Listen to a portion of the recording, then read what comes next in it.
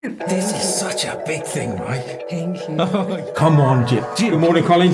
Morning. Thank you very much for coming on the show. Fantastic. Thank you for being on the show today. Thank you for- I wanted to be kind of businesslike. Can I see the other good? Hello and welcome to Qatar's first sports podcast, In the Game. I'm your host, Steve Mackey, and we can't wait to introduce you to everything that is sports here in Qatar and afar. We're going to be bringing you personalities, company owners, institutions, individuals that are making a real difference. So, with us, enjoy the journey. It's fun, man. Sports is fun. Everyone, thank you for listening. Please send us your feedback on Facebook, Instagram, or Twitter. And don't forget to review us on your favorite podcast app. Hello and welcome to In the Game, Qatar's first sports podcast. Today is another special day, but it's extra special today because we have students from UCFB, which stands for University Campus of Football Business. And today we're going to be talking all about this modern football group that you've devised as students. So I just want to welcome you, Anna, Jordan, Albion. Please welcome to the show, and thanks so much for coming on. Thank you for having us. Oh, thank you. Now, I'm going to pick on somebody now, and I'm going to pick on you, Albion, because I'm going to get you talking. Okay, just tell us a little bit about yourself and how you got involved in going for your masters, especially with sport. Well, to begin with, it's sort of like I'm a sports fanatic. I love every sport, all sorts of sports. I could spend all day just watching sports. And football was the first sport that I really got into from like very young age, watching football with my dad. So that sort of got me into football in the beginning. And then ever since then, football has just been like something I've always held on to. I played until I was about 12 or 13. And then I didn't really take it up as much anymore, but I was always following, always keen on seeing how football works.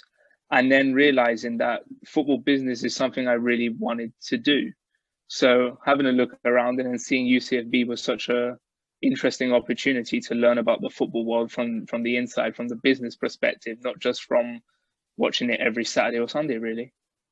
And it's phenomenal, really. You come. I know that we spoke before, and you come from South London. What's it like going to college? I know because of the lockdown, you're not going there at the moment. But what is it like going to Wembley to go to university? It's like journey-wise is not too bad, but when you've grown up watching football and you always watch the likes of the FA Cup final, or when you watch England play, and you know that Wembley is the most prestigious sports venue in the country, really, and to know that you can only take a 45-minute train journey to get there, and then be there every day to learn in that environment it's just amazing, really. Unbelievable. Anna, lady, how is it for you? Tell us a bit about yourself. It's very different. In a way, it's a bit different to how Albion experienced football, because like my dad's a lifelong Arsenal fan. I grew up watching football around him, but I kind of at school I kind of grew up and had the idea ingrained into me that football's a man's sport. Like at school, sometimes the boys would go off to play football and the girls would go off to play tennis, kind of thing.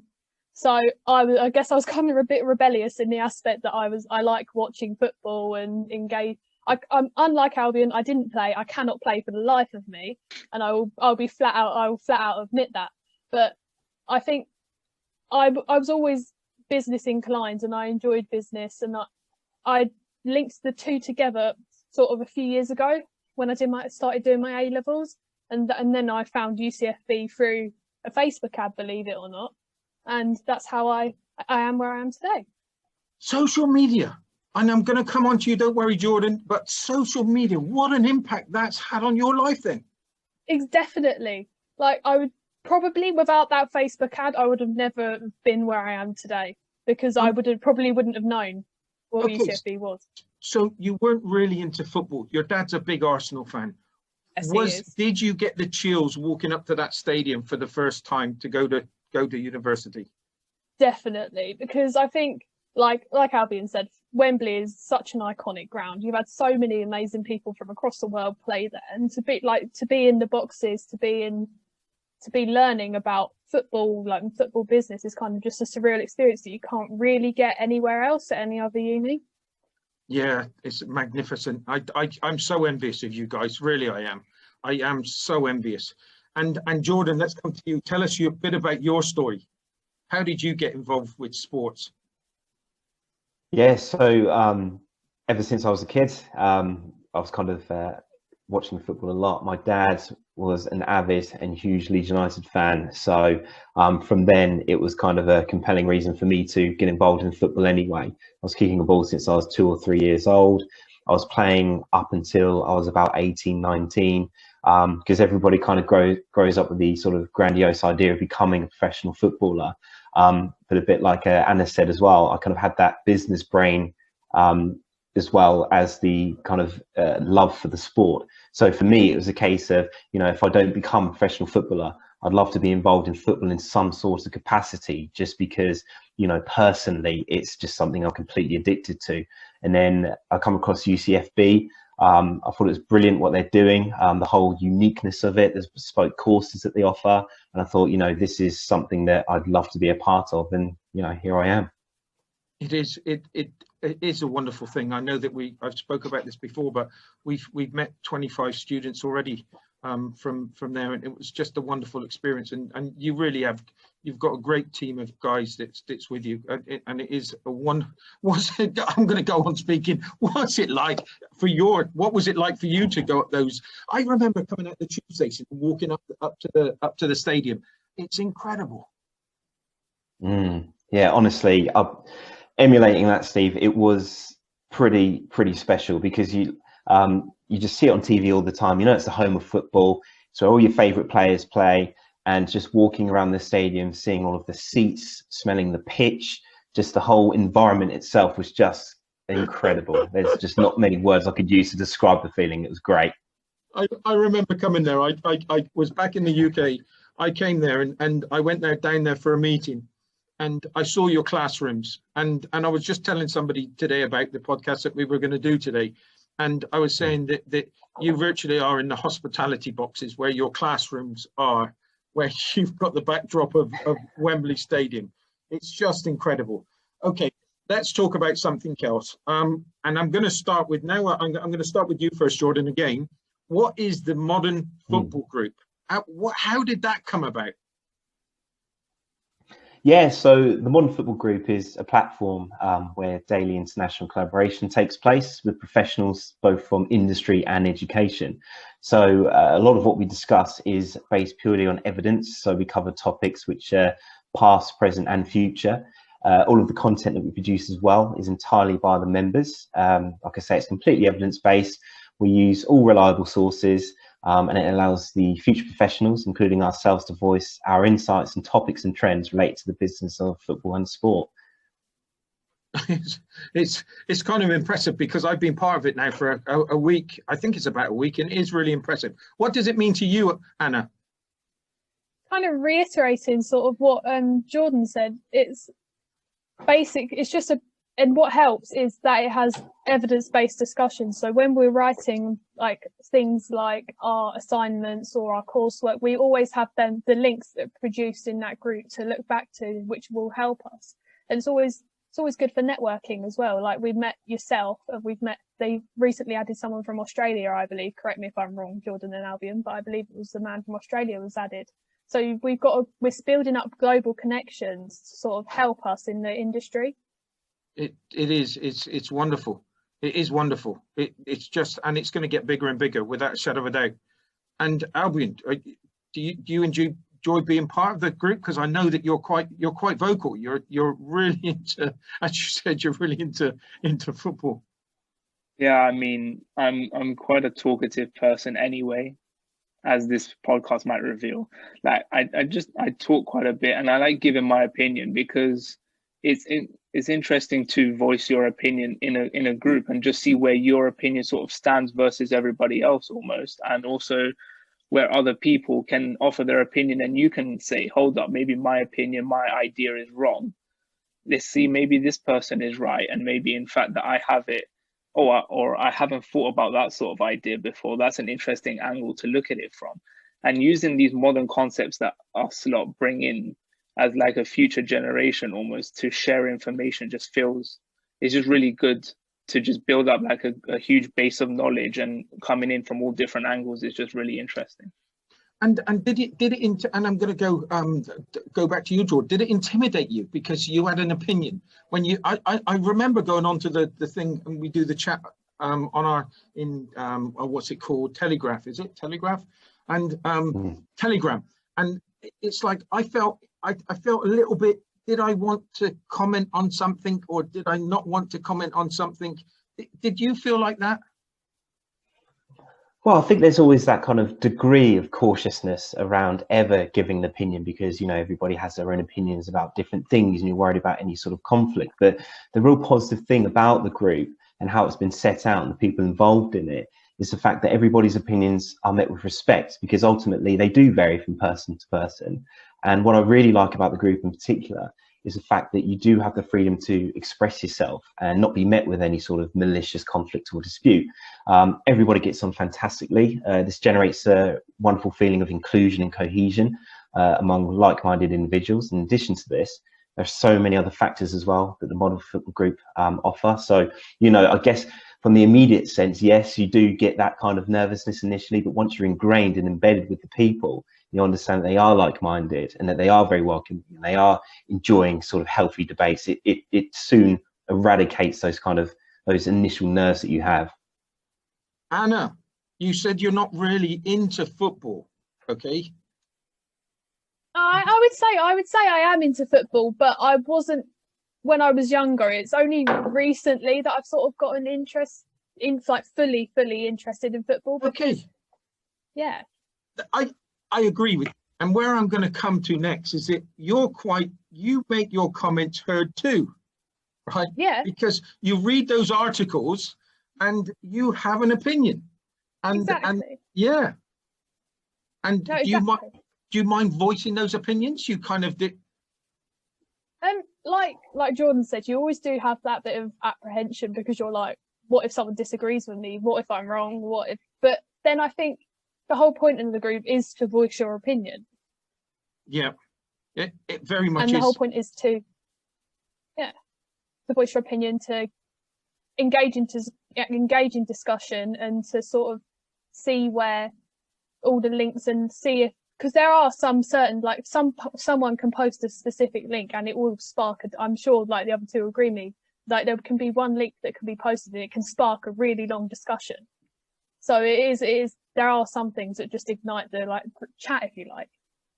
Who's the group aimed at? Who is the group actually aimed at, Albion? It's sort of aimed for, like, people who are current professionals and also people who want to be future professionals that aspire to work in the sports industry, but also mainly the football industry. And it's just people who are, like, looking, like, for a place where they want to voice their opinion, where they want to share their opinion, but also know that their opinion, as Jordan said, wouldn't be met with any sort of harsh criticism or harshness to it, because it's all evidence-based. It is all based off some background, like, reading that the person has done, and not just something that's just come off the top of their head. So when you engage in that sort of elevated discussion, it becomes really intellectual and it becomes really insightful to discuss, really. Nice one. And this is a question for all of you, so I'll go with Anna next. But how does it particularly help you, and how is it going to help you develop, do you think? Probably, like, I know we've said this a few times, but the interaction is purely evidence-based discussion, which definitely helps you when, like, in university, because you've always got to have like, you can't just post a link and then not give an opinion on it, because it seems a bit isolated. But it's evidence-based discussion. It helps you in your exams. It helps your peers in their coursework writing as well. And I hope to kind of, in a way, I hope to get out of it, like, more confidence as well. Like I said, being a first year student myself, literally just joined university in September, I probably may not have necessarily as much knowledge about football business as maybe some other people might. So definitely has helped me grow in like the past 6 or 7 months ish. Brilliant. Jordan, what does it do for you? Yeah, so in terms of what I get from the group, I mean, personally, I've always enjoyed learning new things. So anything I can absorb and expand my own breadth of knowledge will always be a bonus. And in conjunction to that, I just want to see the group reach its potential as well, because there's so many talented individuals within this group that all share an aligned desire and passion for football. And the group success is kind of the ultimate thing for me, because, you know, there is so much talent on board. There's so many great ideas on there. There's some really good, deep and insightful discussion that goes on. And I can only see the group evolving continually. So for me, that's kind of what I'm getting out of it. And that's sort of what my drivers are. And Albion? I mean, yeah, pretty much Anna and Jordan have both basically said the majority of it, but also it's, I mean, as I've said, I like discussion, and every time somebody brings an article and their own opinion, they felt that it's valuable to the group. So that's the reason, because I read loads and loads of articles a day, but maybe some of them might just be like, hang on a minute, it might not be particularly useful, but there might be others where it's like, maybe somebody else is doing a course that they might need this article because it could help them in their research and whatever they're doing. So I just feel like as well as the connections that you build through everyone, because we're all hopefully planning to be in the sports business for our careers, really. So having that connection is amazing, but also it just brings up the opportunity to further like your studies at a level that maybe others don't have at the moment. No, that's really good. That is really good. And you've got plans to go international, right? How many's in the group so far?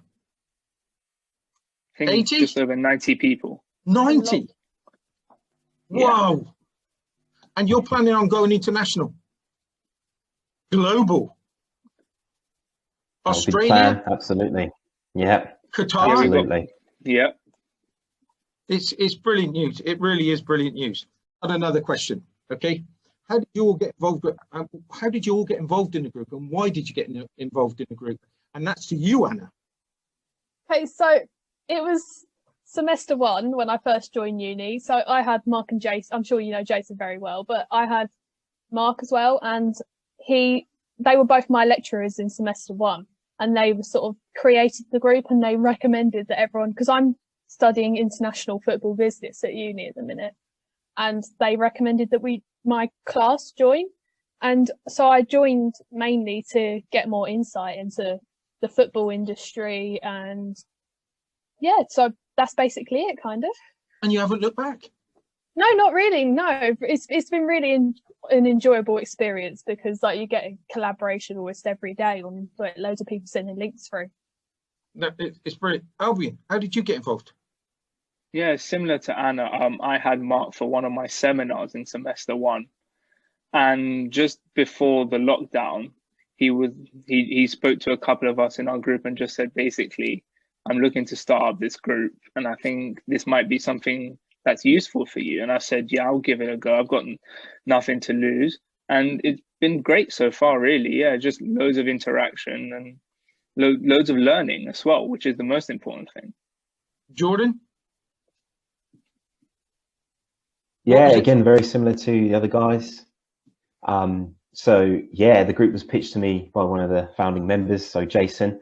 We had a chat about the idea, the vision and the drivers behind it, and all the factors encompassed in that discussion were extremely appealing and encouraging. So for me, you know, the idea of the platform excited me, and the prospective potential of the group was too good to turn down, really. So, you know, I was quite privileged to get asked by Jason, because he's somebody's, you know, very well known in the industry, and somebody, you know, I look up to personally as well. So to be a part of this was very, very good for me, and that was it, really. Listen, I like Jason. I had my haircut especially for him because I wanted to be more like him.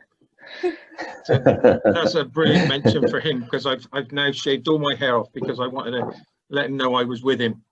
It's kind of and now we're going to talk about the subjects that's on there, because I find it absolutely fascinating, because you bring so much. But just tell everybody what type of stuff that you start talking about, and I'll go to you now, Albion. What's the kind of things that you discuss on there? All sorts, really. All sorts of everything to do with business. I mean, as I said, I'm a sports junkie. So I tend to bring up quite a lot of stuff to do with like American sports, like NBA and NFL, and their business models and stuff, because I find that incredibly fascinating too, because it's quite different to the football world in terms of the way, like the structures and the business models, as I said earlier. And I find all of that quite fascinating. And I'm interested to see what type of links can be made between those worlds and the Premier League and the football world, really. So I tend to bring quite a lot of the American sports discussion into the group, really, and just be like just getting people to really just think about what kind of model they have, and let's see if they could be incorporated in the football world somehow. Because you've just tapped on a really important thing with this COVID, that sports has been very hit very hard.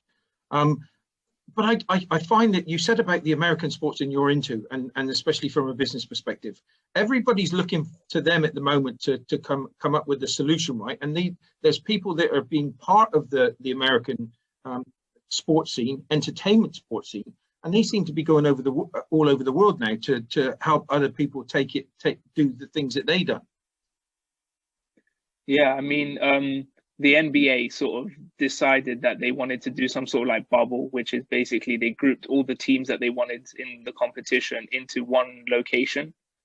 And that was tipped as a possible solution for the Premier League when it was first closed down.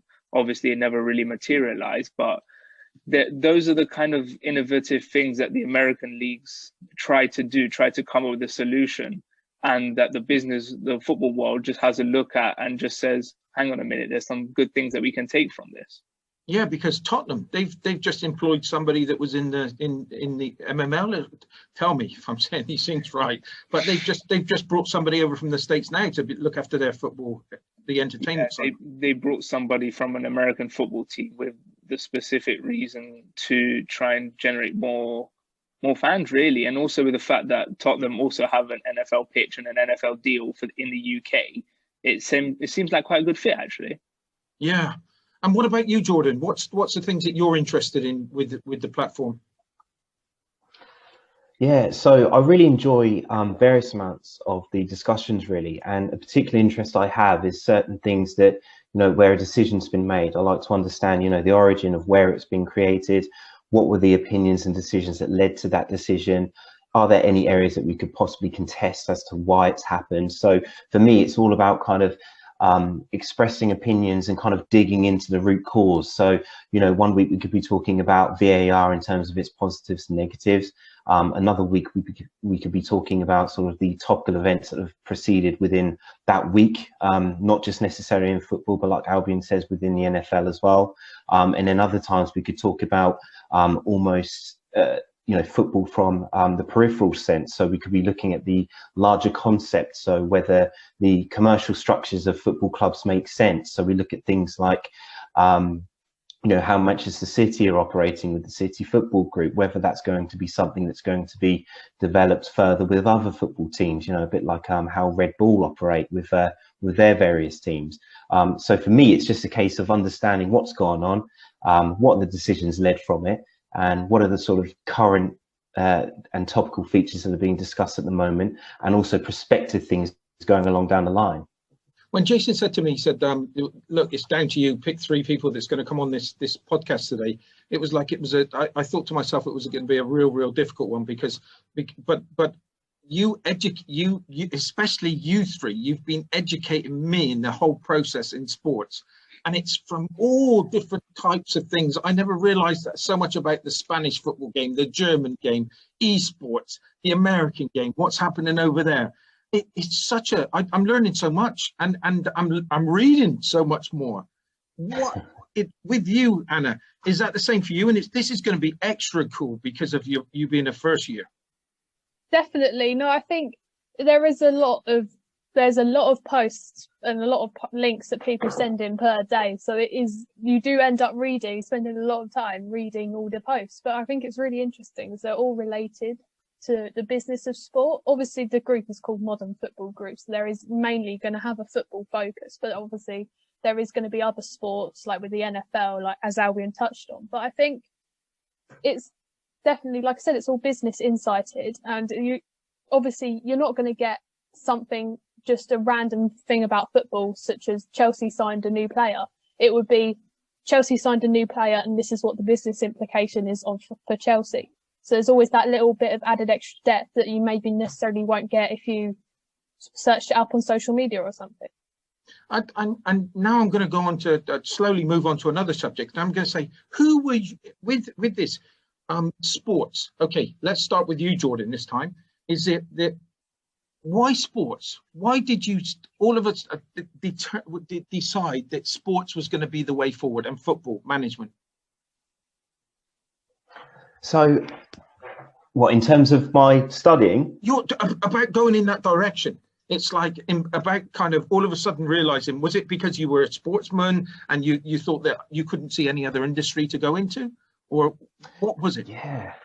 Yeah, so that's pretty much nail on the head there, Steve. So for me, it was all about kind of aligning my personal pleasures with business pleasures. And I thought, I'd love to kind of get that drive that you get when you wake up in the morning and you can't wait to go to work and you love what you do, that sort of thing. And I thought, I'd love to combine what I spend my personal time consuming on a regular basis, whether it's reading The Athletic or watching football on TV, and make that my day job. I mean, that would be something that would be so, incredible, almost dream worthy for me. So it was kind of that consensus that was driving me to pursue this direction. And for me, it's just a case of absorbing all the knowledge that I can, speaking to brilliant, like-minded people like I do in the Modern Football Group, and just developing myself, and hopefully one day being able to achieve my dream and working within the industry that I absolutely adore on a personal level. Anna, were you a sport person? Were you a really sports person? Did that influence you, or you said, no, I'm just going into sport? Probably I was more into, in terms of doing sport at a physical level, I was more into dance. So I did a lot of dance and competitive dancing growing up. But watching sport, like watching football, watching baseball, basketball, cricket, it kind of grew, I would say, over the last 5-7 years. Because I always grew up, like I said a bit earlier, football was a man's sport. I didn't really see a lot of women playing like football or women playing sports, but it's been more highlighted, and I think it's inspired me more over the years. That is just brilliant. And could you see yourself doing anything else now? Probably not, to be honest. Like I was always business savvy, probably is the best way to describe it. But then I linked the two together, and now there's no looking back almost. Like I really want to sort of pursue this career. Yeah. And Albion, and I'm going to change the question a little bit. What's your ultimate goal with this now? What do you want to achieve with it? Well, as Jordan and Anna said, working in the industry is the first step. But once you get in there, like, I can't say that I necessarily know where I will end up. It like any sort of opportunity could present itself, or I could pursue any opportunity that once I'm in the industry, I say, hold on a minute, maybe there's a particular field that I enjoy so much. Let me try get to the top of that, because ultimately that's what an ambition is, just to get to the top of wherever I decide that actually this is where I want to spend my professional life, really. Because as Jordan said, waking up every morning and loving what you do is a core thing to just being a person almost, and being happy all the time. And that's what football provides for me. So I'm just looking forward to getting into the industry, first of all, any way I can, and then seeing how far to the top I can get. And do you ever allow yourself to dream your ultimate job? What's your ultimate job? Put me on the spot there a bit. I mean, let it go. Come on, bring it out. Well, if we're going to talk really big picture, maybe somebody on a board of directors somewhere, somebody who can really make decisions, somebody who's like involved in a massive project such as the scale of a football club, and you say that you can point to on your resume, or you can talk to your children and your grandchildren about it and say, this decision was made by me and look what came from it. Something as amazing as a title or getting promotion or whatever level I'm at. just being able to say that I had an influence in a successful outcome is really something that I strive towards. And listen to me, please listen to me. Okay. You can do whatever you want. And what you guys are telling me and talking to me on this podcast today, right? And the answers that you've given me so far, you tell me whatever you want to be, because I believe you. And I've seen you operating in those, and even just on that group of yours, okay, I've seen it and I believe you. So what's your dream ultimate job then, Anna? Like Albion said, you put me a bit on the spot. I enjoy football, so any way I can get into the industry would be a bonus. I would probably say more the business side than the, like, e.g. like marketing, finance, than the media side, because I'm more business inclined. So I would probably say sort of marketing, finance, you know, like sort of organising player transfers, etc., the finance behind it, marketing a new clubs, things like that. Yeah, I think you've got the tendency. You could all do whatever you want in this game. Really, you're brilliant, Ryan. You do such good research. Anyway, and you, Jordan, come on, tell us what your dream job is going to be. So for me, yeah, absolutely the same as Albion. I'd love to work on a director level. I'd love to help incite positive change, help football as a sport move forward, help it be totally encapsulating for everybody. So there's a market for male, female, different colours, creeds, all that sort of thing. So everybody is more involved. Just do something a bit more, you know, kind of groundbreaking, you know, just keep expanding the sport on an international level and a globalization level. So if I could achieve that, not even on a club level, but even on a, you know, sitting on a board, whether it's for the FA or somewhere like that, I'd love to be able to sort of spark some change, you know. Listen, you could make a difference, and it doesn't matter how big that difference is. And let me tell you another thing, okay? It's all about your legacy. Don't think that word legacy is a big word for big companies. It's for people like you, because you're the future, okay? And the determination you're going to show and the way that you're going to push yourselves forward is going to dictate how big and how those magical statements that you just made there, Jordan, a great level of helping other people of all different nationalities and creeds. It's a fantastic, and just keep on making that difference. And don't ever worry about how big that difference is. Just keep on making it, because that's what it all comes down to. I'm 54 years old. Okay, that brings me on to the next one. Who has been your biggest influencers? And I'm going to you, Anna, first. In terms of in general in life or in the sports in general, industry? Who's driving you on? Who inspires you? I would say probably mostly my parents. Like, they've been incredibly supportive. Like, when I said I wanted to get into football, a lot of my friends were like my friends at school, I was the football fanatic. I'd be like, do you see what happened here? Do you see what? And they wouldn't care. Like, but I'm really into football. And like, when I said to my parents, oh, I want to go here, I want to go to UCFB, and they were kind of like, yeah, just do what you want. They're always there supporting me. How important was that? Oh, incredibly important. I don't think where I would be I wouldn't be here without them, in a way. Sometimes I feel that parents don't get that, really, because with their support, you can go out and do whatever you want, right? Exactly. Exactly.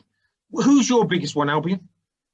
Who's the one that made magic? As Anna said, mostly my parents, but also just looking at sports athletes in general and the stories and some of the backgrounds that some of them come from.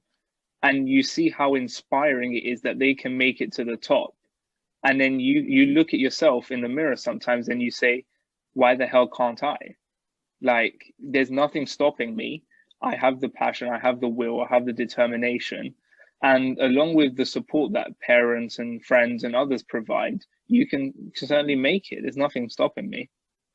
I hope your two parents, and I'm going to go to you, Jordan, because you might say the same.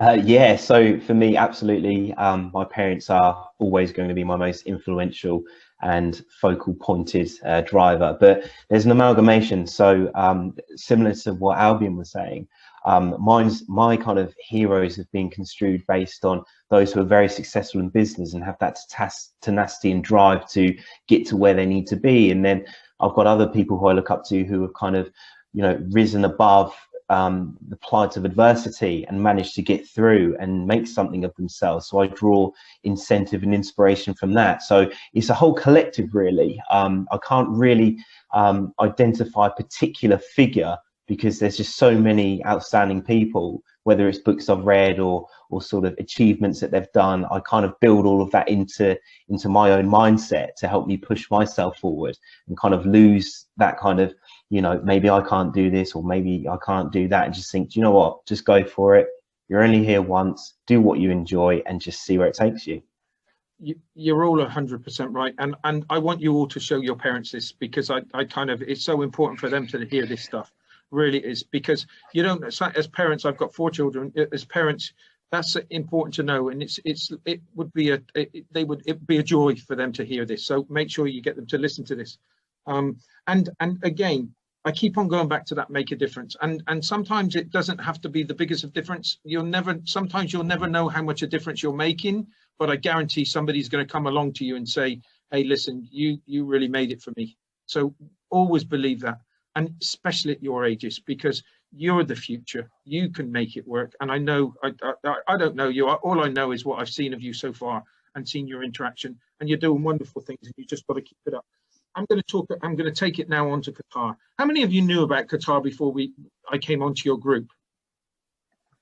I did personally. Obviously, I didn't, not on a football scale, probably as much, but you know, as Qatar as a country, sort of where it is in the Middle East, etc. But probably not as much on a football scale. I will admit that. And yourselves, Jordan, Albion? Yeah, so I knew Qatar anyway.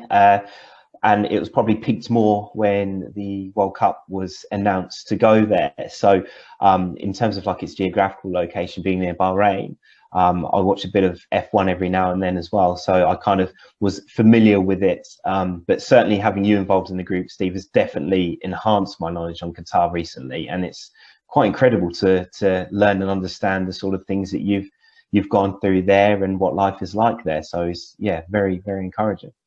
Albion, did you know about Qatar? Yeah, I mean, studying it a little bit in geography here and there as part of your Middle Eastern studies.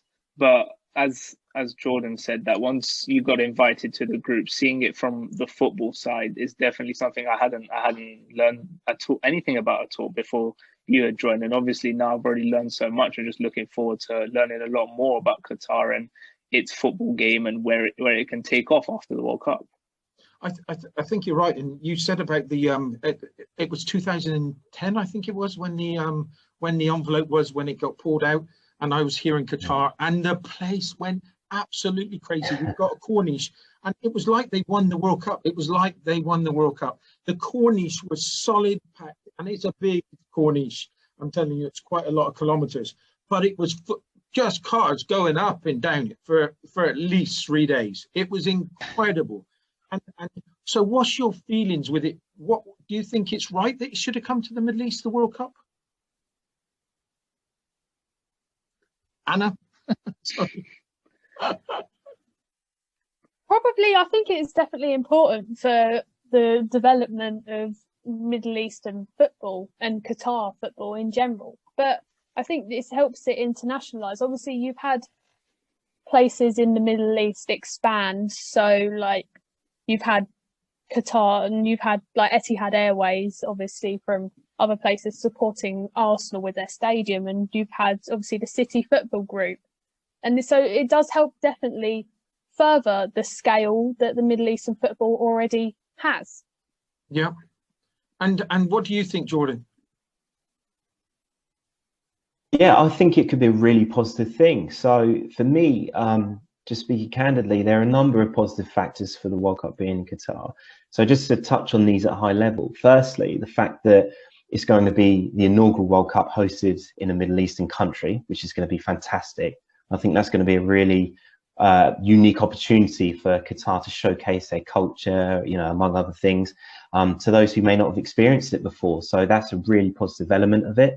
Naturally, you've got the job creation aspect as well, which will generate a very positive revenue for their economy, which is always something good. And, you know, just a small piece as well in terms of proximity. knowing that all of the stadiums are quite close to the capital, Doha, which will certainly have a benefit for the players in terms of their travelling and, you know, the tight schedules they're on. So I think that, you know, there's lots of contributing factors which will definitely make this quite a momentous occasion for sure. There's going to be a few people, I am positive, that's going to be able to go to every single game in the World Cup, which is going to be so unique. It's so unique.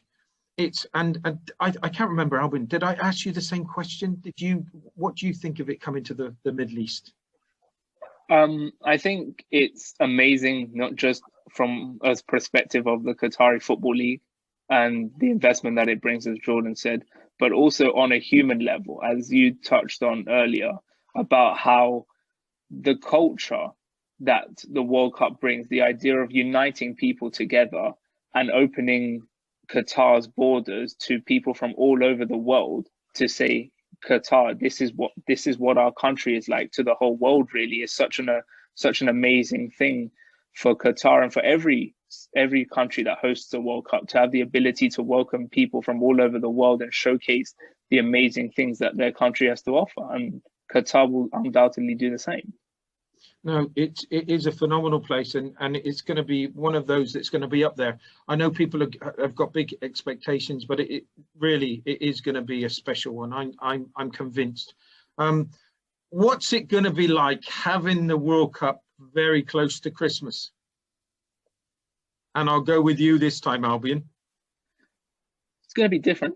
It's going to be different. I mean, we're all used to summer World Cups, obviously, in our summer holidays once all the league seasons have done. And the European Championships and the World Cup particularly are something that just helps us along in the summer, sometimes when we're lacking that football that we get so often all the time from August, September until July, or until June, July. And this will be a very interesting World Cup, because it will be right bang in the middle of the season for a lot of like European competitions and competitions such as Japan and the Japanese league and the Australian league. So it'll be interesting to see how they can schedule their way around it. But I'm definitely looking forward to it, because Christmas Day, being able to, or around that Christmas period, being able to tell people we ain't going to watch Christmas movies this year, we're watching football. It's going to be definitely good in that Well, sense. the final's on the 18th, and if your team's won it, then Christmas is going to be the best you've ever had. Yeah. What's your thoughts on it being at Christmas, Anna? Probably, definitely, on a personal level, a bit more relaxed at Christmas, because I've got people in my family that support various teams across the Premier League, so there won't be any football arguments, put it that way, to do with teams. But I think definitely we'll all be sort of on the same level. We'll all be support, because we are English, we'll be supporting England, evidently. But I think it's definitely a new experience. Like, I don't think in my lifetime, definitely, there's never been a World Cup in December. So it's going to be something none of us have experienced before, but I'm looking forward to it for sure. I think it could have a really good effect on people, especially at that time of year when your mind's taken off it by all the football matches. I think it's going to be great. Maybe we won't get as many presents, but that's just one of those things we're going to have to live with. I'm going to ask you a different question, Jordan. I'm going to ask you, do you think it is going to have a real bad effect, maybe, with all the kind of the schedules that we've got around the world with football? Or will they just have to live with it? Well, absolutely. There's always that possibility, isn't it, in terms of overscheduling, and there's always going to be some resistance here and there. But I think, you know, overly, if we look at this kind of objectively, we all knew that this is where the World Cup was going to be for some time. So the planning around that, you'd like to think, has been kind of accrued and foreseen and structured. There will be some hangover naturally in terms of some conflict between diaries. But I think overall, considering the type of competition this is and the draw that you get on a global scale, I think that's definitely going to sort of, you know, supersede any sort of concerns that anybody may have eventually. And just kind of coupling that with the uniqueness around it being at Christmas time could shape up to be possibly one of the best Christmases of all time. So, you know, there is going to be some rough with the smooth, but I think overall, I think it should be something that we could definitely push on with. Do you think this could have a potential of giving a Christmas break to the football from there on, so that it gives the players a breathing space? Yeah, yeah. Go on. Sorry, Jordan. Go on, Jordan. No problem. I think so. I think there's probably going to have to be some concessions made just to kind of handle the irregular schedules that have been pushed forward as a result of this World Cup and the differences. I'm fairly hopeful that they should pretty much develop quite nicely on the basis that, you know, we've had a lot of interruption due to COVID. There have been some areas of, you know, even the Premier League that have been suspended for a period of time in order to caveat the impact of COVID. So I think there'll probably be a similar approach with this in mind, certainly to give the players and the teams a break. And it will probably be, you know, speaking sort of prospectively, a staggered approach. So subject to what teams are promoted via the group stages and all the rest of it, to then go on to the knockout stages. So it may have a staggered break, which may help things.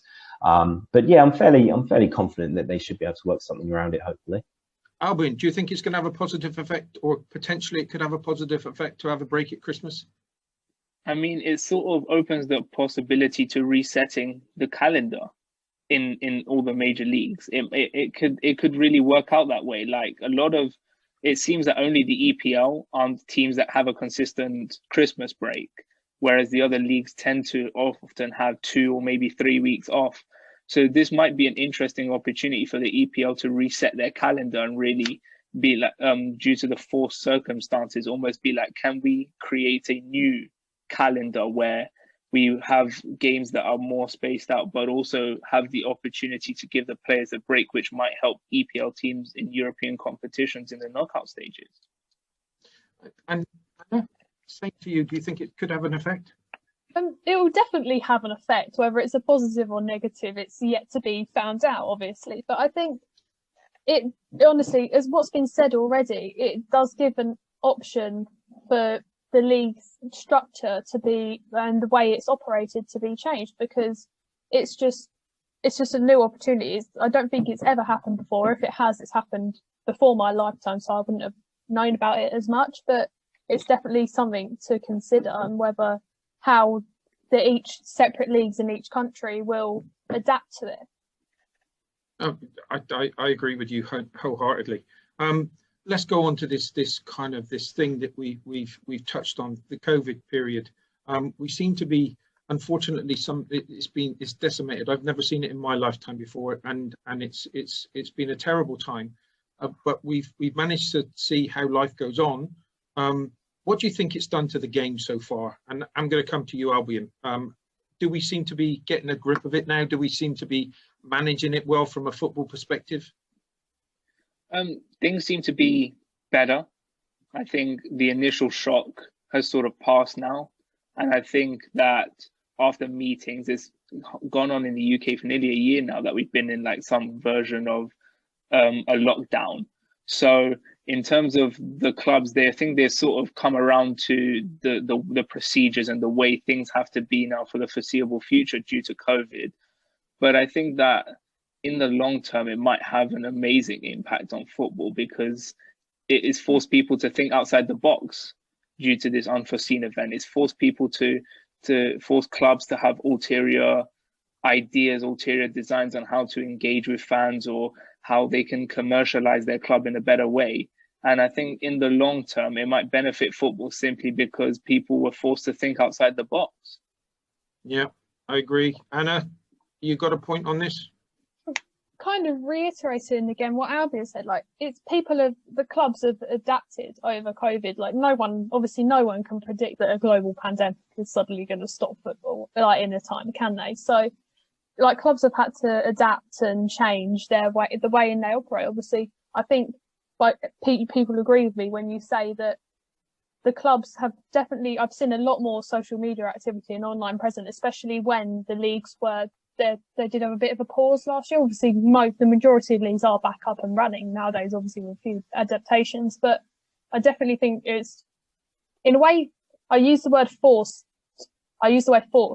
probably not in the right word, but made them think about how they've got to change, and possibly for the better. And you, Jordan? Yeah, so looking at this, as a kind of the entire beast that it is, that COVID has kind of enforced on all of the clubs. I mean, if you're looking at this from a financial perspective, it's quite clear that all of the top European teams and obviously the lower league teams as well have all been impacted by this financially.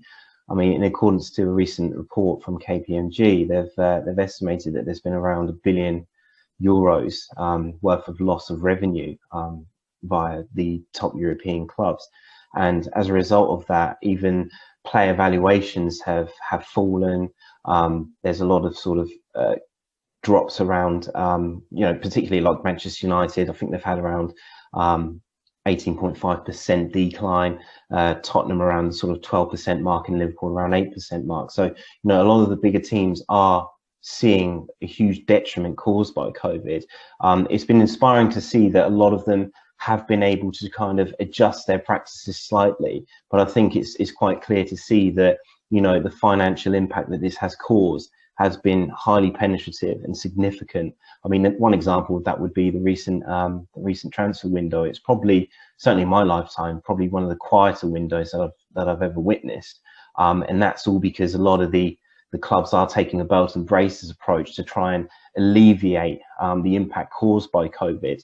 And hopefully it's something that they can recover from in the next sort of season or couple of years or so. But it's definitely been quite a hit to all of the teams, unfortunately. Okay, and it's quite negative talking. It takes you down talking about this stuff. But on a positive side, do you think we're going to be bringing more players through the academies? Do you think that's one place that's going to really take advantage of bringing players through? And let's go with you, Albion. Yeah, I mean, if I take my club, Chelsea, for example, although it wasn't COVID exactly, a transfer ban can be something deemed like a financial restraint similar to COVID, and it forced Chelsea to bring a few more academy graduates in. And I think that might be the premise that clubs go for, because they realize ultimately that any money they spend in the academy might be a lot less than whatever they have to spend to go buy another talent from elsewhere. So the future does look bright for academy prospects, and they might get a lot more opportunity than they once might have, particularly in the next 2 to 3 years.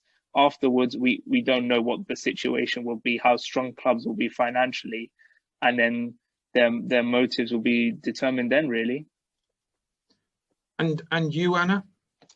I'd agree. The financial aspect of missing out on things such as revenue from games and match days has been massive on clubs. Obviously, perhaps maybe with the lower leagues of football than it has with things like the Premier League or the Bundesliga. But I definitely think I can definitely see clubs touching into the academy potential, because there's definitely whether the players end up graduating into the first team or not, but there's definitely a lot of potential in academies, and it's definitely would help them financially to help them maybe promote a few more academies compared to signing players on loan or buying them. And Jordan, can you see it being them using the academies more? Yeah, absolutely. I think there's a couple of limbs of discussion. So ultimately, going back to the previous point, there is going to be sort of a financial reconciliation piece that a lot of the clubs are going to have to engage, almost enforce based on the COVID impact. So, the purse strings are going to be tightened. And also, if we combine that with the Brexit legislation in terms of players not being able to sign European players under the EU rules in terms of the free movement of labour, I think you're definitely going to see an increase in domestic players coming through the ranks. And certainly, coupling that with the sort of inflated prices that domestic English-based players do go for, it could be a promising model that may be adapted by a few clubs. So I guess there will be some more emphasis derivative from the academies, and kind of more clubs leaning on them for sure. But I guess it all comes down to sort of how financially secure the club is and what their directive is going forward. That's brilliant. And I can see why we chose you three to come on the show today. You have been absolute stars. And I want to end things. A very simple question. Jason said that if the COVID goes well, we could be doing another trip to Qatar, where we're going to bring so many students to Qatar. Are you going to be putting your names down, and how many people from the group do you think is going to come? I don't mind touching in on that first. I would definitely put my name down for something, an experience like Qatar, because I don't think, especially in terms of the football industry and the opportunities we get through uni and the group, I don't think there's anything quite comparable in a way. So and I definitely think, like, looking at the group, there's a lot of people on there. I definitely think it's going to be quite competitive, trying to see who comes out. Are you coming, Jordan? Oh, try and stop me, Steve. Honestly, I'd love to. I'll be putting several repetitive names in the hat to make sure that I get in there, mate.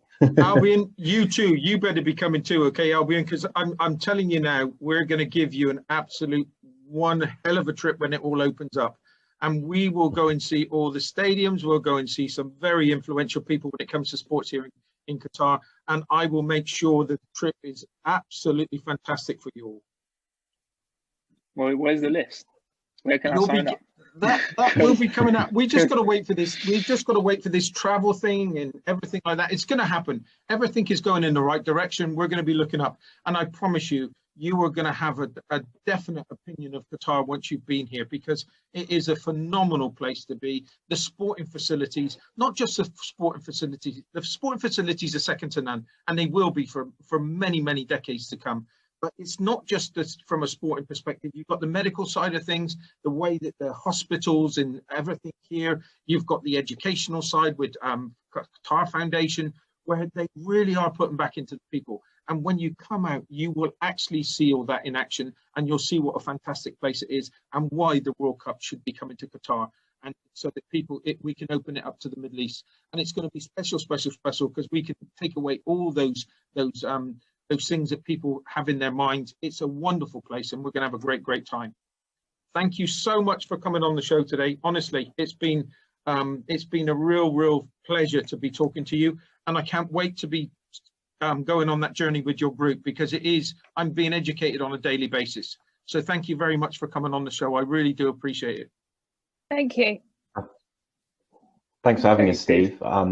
Absolutely. And definitely on behalf of the Modern Football Group, we'd like to thank you for giving us the opportunity to speak to you and have the opportunity to give you our opinions and thoughts to your many viewers. So thank you very much. Please, you've given me such an educational process, and I felt intimidated by putting things down, because I didn't want to get into that debate thing where somebody but it's wonderful, and it's good to interact, and it's good to get your point across, because you can influence people in the right ways, right? And that's the pleasurable thing that I'm seeing with that group, and bringing it onto that. Anybody can join this group, right? Anybody can get involved with you. We just show them to Jason, right? Introduce them to Jason. Yeah, I mean, I guess it's also just in ensuring that these are people who are willing to join the group, but also are willing to contribute through these discussions, but also like the high level thinking that the group provides. That's the one thing that we want to ensure, that there's high level thinking, and that people are coming with structured arguments and are willing to fight their cause almost, because we don't want necessarily just people who just put their opinion across and just sit there and just listen to others. If you genuinely believe you're right, keep finding more evidence that you're right and keep presenting it, because we're all looking forward to that, really. No, it's been a brilliant experience for me, and I've got to thank you all for that. Again, everybody, thanks for listening today. I hope you've enjoyed the show as much as I have. It's been an educational process for me, and it's been a real good one. And I do thank you, all of you, for joining me today. Thank you very much. Everybody, Cheers, hope to see you soon. Until next week, bye for now. Everyone, thank you for listening. Please send us your feedback on Facebook, Instagram or Twitter. And don't forget to review us on your favorite podcast app.